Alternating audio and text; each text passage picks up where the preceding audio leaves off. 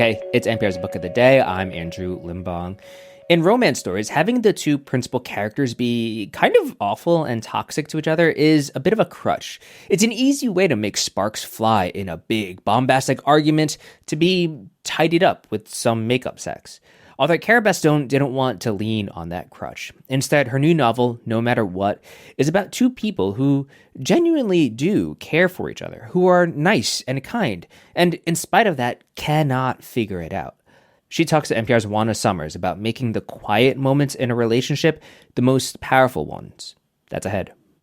This message comes from Babbel. Babbel's conversation-based language technique teaches you useful words and phrases to get you speaking quickly about the things you actually talk about in the real world, with lessons handcrafted by over 200 language experts and voiced by real native speakers. Start speaking with Babbel today. Get up to 55% off your Babbel subscription right now at babbel.com/NPR. Spelled BABBEL.com/NPR. Rules and restrictions may apply. Author Cara Bastone is used to writing love stories. She's written 3. Her latest novel is No Matter What, and it starts with a gut punch. Roz, who's married to Vin, comes home from work and finds an apartment lease pinned to the table by a can of tomatoes. She is someone who feels extremely compelled to feed people and to cook from her pantry. And so when I was thinking of what is the most poignant imagery that could affect Roz, a thing to pin the lease to the table, it was this thing that is of her, which is food from her pantry. It is a choice to start a romance with a separation, but Roz and Vin are legitimately struggling. In the aftermath of a terrible accident they both endured, their marriages become strained. And while the couple doesn't talk much, what they do say to one another is ripe for misinterpretation.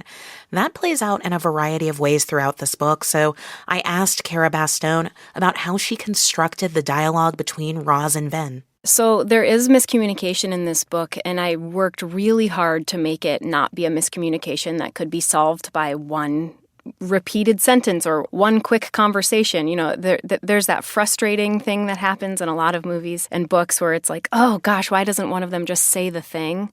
I really wanted this to be a much more layered miscommunication in that they are not good at communicating with one another post this accident because they've both changed post this accident. So they actually have to meet each other anew.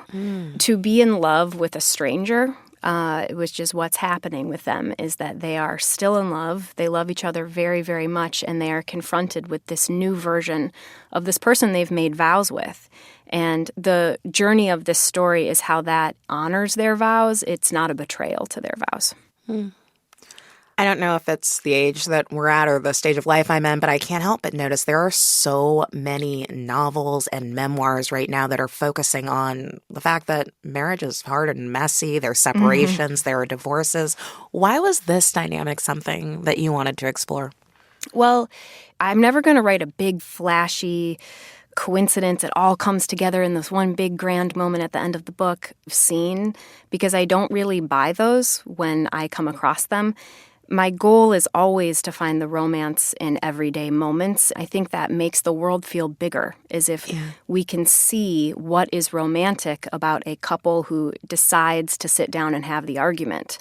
For me personally, this book is not autobiographical at all, but I did realize that my husband and my kids and I had been through a pretty wild year of unrelated medical emergencies, one after the other. And when I was coming through the other side, I was writing this book.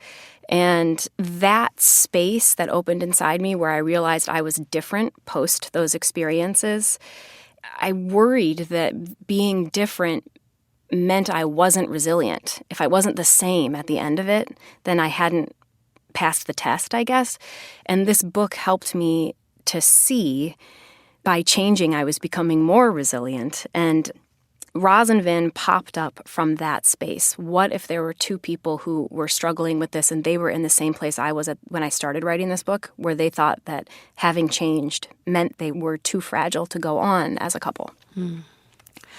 There is so much tenderness between Roz and Vin, and they're both flawed, but fundamentally good people. The way that they talk about each other, the way that they treat each other and show up for each other throughout, even in these moments of uncertainty, is so loving. Can you talk a little bit about that? Yeah. Well, thank you. I take that compliment to heart because it's not something I necessarily set out to do, but it flows. I am not interested in romanticizing abusive dynamics in any way. It's just not interesting to me. And I think that, especially with prestige television and stuff like that, it doesn't need me to shine any more light on it. And I really enjoy writing characters that look like normal people who are trying their best and treat each other well. And I really want to give them the most amount of swoon as I can. I want people to read these quieter moments that are the louder moments in the book, but quieter moments in real life, and be able to relate them back and think, that was really romantic when my partner did that for me, or I remember when my mom did that for my dad, and now I can see that back through this lens as one of the greater, probably romantic moments of their life, that sort of thing. Yeah. I know you said that this book is not autobiographical, but I do wonder, is there any ways in which writing this book and conceiving of these characters and all the things that they go through made you think differently about your own marriage or relationships you've had in the past? Yeah. I'm really lucky to be able to write my husband into all of my books. The litmus test I always use is would my husband do this thing? Not does it fit his character, but is there any world in which he would do this thing? And if he wouldn't do that thing, it usually doesn't make it into the book because I really trust, not his literary character, his actual character person. If I'm talking about what did I learn about my personal relationship, it was just a reaffirmation that I'm in the right one. That I was able to play and dramatize things that didn't have drama in them in my relationship. There was never any of the tension between Roz and Vin, but because of my relationship being very strong and sweet, I was able to use it as a playground a little bit for this book. Cara, as longtime listeners of this show know, I'm a huge romance reader and especially turn to these kind of books when times are hard because you know that there's a happy ending at the end of these books. And I'm not going to spoil the ending of your book, but there's some complexity to the way that this story ends. I'll let you go as far as you want to go here, but can you talk about that a bit?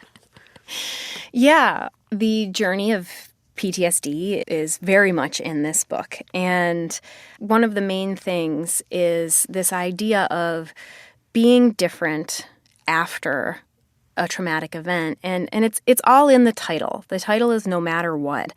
No matter what will happen in the future, but it's also no matter what has already happened.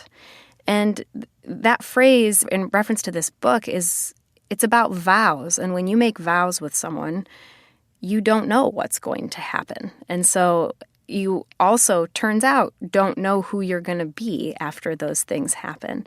So it's the title, No Matter What, it implies this strength and flexibility at the same time that's required of any long-term partnership. And that means that the growth can be really uncomfortable.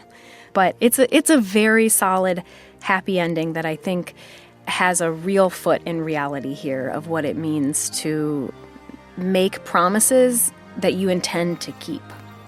Author Cara Bastone, her new book is No Matter What. Thank you so much. Thank you.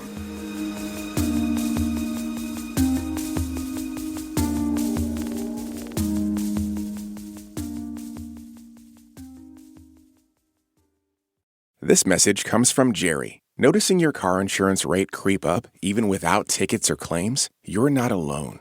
That's why there's Jerry. Jerry handles the legwork by comparing quotes side by side from over 50 top insurers so you can confidently hit buy. No spam calls, no hidden fees. Jerry even tracks rates and alerts you when it's best to shop. Drivers who save with Jerry could save over $1,300 a year. Don't overpay. Download the Jerry app or visit jerry.ai/NPR today. This message comes from Easy Cater, the workplace food platform. Easy Cater helps organizations order food from favorite restaurants, meet dietary needs, and stay on budget.